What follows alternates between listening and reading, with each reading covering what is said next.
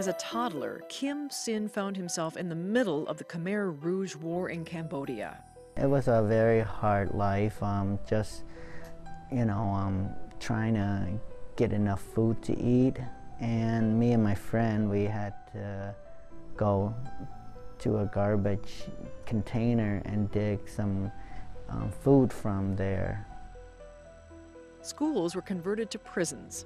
Approximately 2 million people, or 1/4 of the total population of Cambodia, were tortured and killed.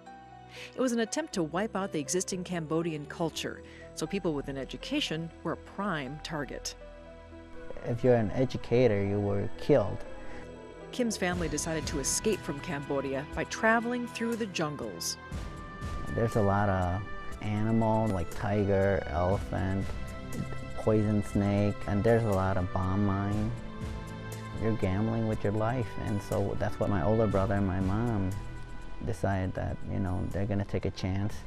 Either they're going to stay in Cambodia and they're going to die for sure, or this is a 50-50 chance that they will escape and get a better opportunity.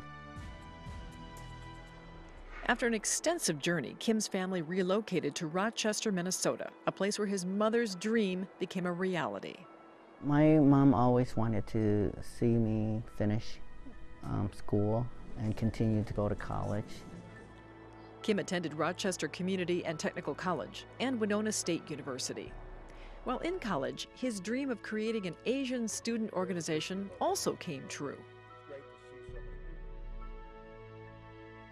He began working for Rochester Community and Technical College. Then, in 2004, Kim returned to Cambodia to reconnect with his roots. It was a very shocking experience, seeing the people, how they live, young kid running around. And one day I was eating at a restaurant and I see a group of kids digging through the garbage. And then when I saw that, I was seeing myself. It was like a reflection when I was younger. I call them and say, come here. And then I say, you can order anything from this restaurant, anything on this menu. And that's when I decided to make a difference. When Kim returned to Rochester, he wanted to share his experience with college students. Some point in your life down the road. At the same time, Lori Halverson-Wente, a speech communication instructor, was searching for a new mission. Lori was on sabbatical, and so she was going to President Don Sapal and say, Don, is there any way that you could send me to one of these countries? Talk to Kim. He's looking for faculty to go to Cambodia with him. And I knew immediately that this was a good thing.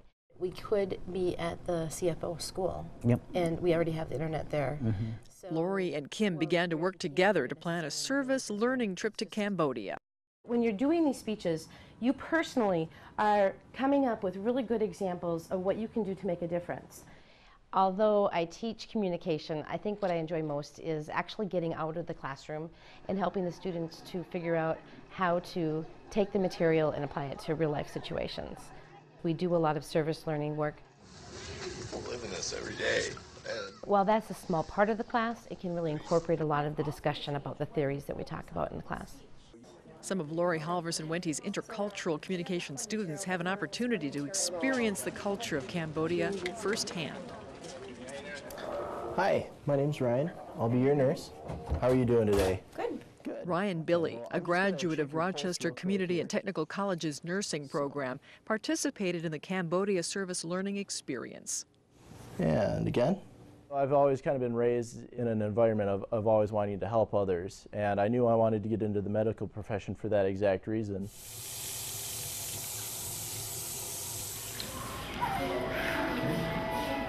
There happened to be 2 other nursing students on the trip when I went.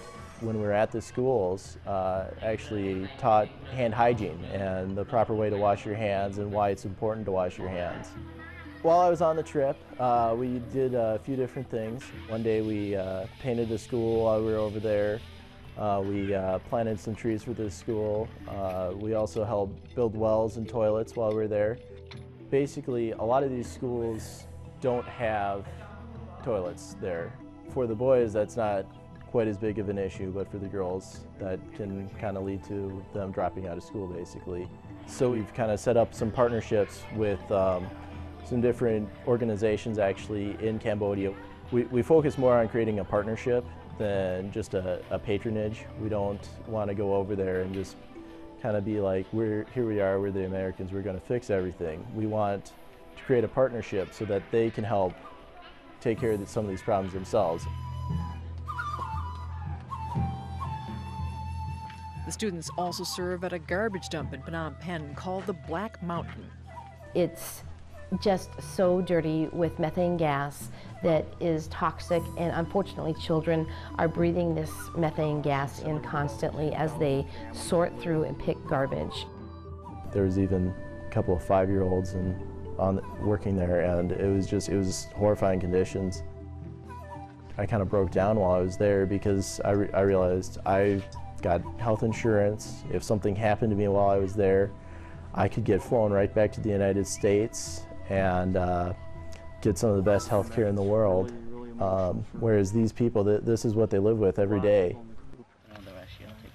Kim Sin, students from the Rochester Community and Technical Cambodia Trip Program, and their partner, Thang Kek Riche in Cambodia, have established a non-government organization called Cambodia Family Organization, or CFO.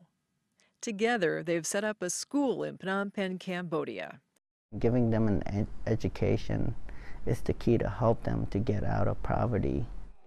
200 students learn English here, ranging in age from young children to 20 years old. Kim sends about $800 per month out of his own pocket to the school. College students from both the United States and Cambodia work together to teach the students. The younger Cambodia students are honored to have the Cambodia college students visit their school. So what we tried to do with schools there was establish a partnership and work together with them so that they can sustain themselves after we're gone. That vision of being an ambassador that I saw became reality because they were interacting, sharing their life in America to the Cambodian student. And that was something that I'm proud of, and I'm proud of the student. The students have learned to expect the unexpected through this experience. Rochester Community and Technical College students also gain an understanding of the history of Cambodia. And then they return to share what they've learned with their community. And in between the two is Cambodia, right here. It really touched my life and changed it, and I get to come over here and tell someone. Grab your corners like this. They have to research, they have to know what's going into this actual presentation, creating lesson plans. In Cambodia, there are a lot of rice fields. Rice is basically the main staple. Service learning just opens the doors for all of the things that we're teaching in communication courses about the 3 primary questions that my professors taught me. Who am I, who are you, and what are we doing here together? Congressman Walz, I'd like to thank you on behalf of RCTC students along with the Asian Student Organization. Obviously Cambodia and other countries are monitored by the U.S. and That's it was right. on some kind of watch list. Intercultural communication is about communicating between cultures, and government is a big part of that. That's really what we're teaching them, is to look out, see where is a need, what can be done about it, and how can we motivate others to be involved. Lori's family also plays a major role in this project. I really love the idea of being involved, doing something that makes you feel as if you've made a difference at the end of the day. And I wouldn't want to do that without my family. It's more like a family, and we're not about a one-time trip. We continue to build relationship with the student. Lori, I just want to say, thank you. By educating them, even the young generation that live in Cambodia, about what happened back in 1975, and so that way the war situation will never occur again.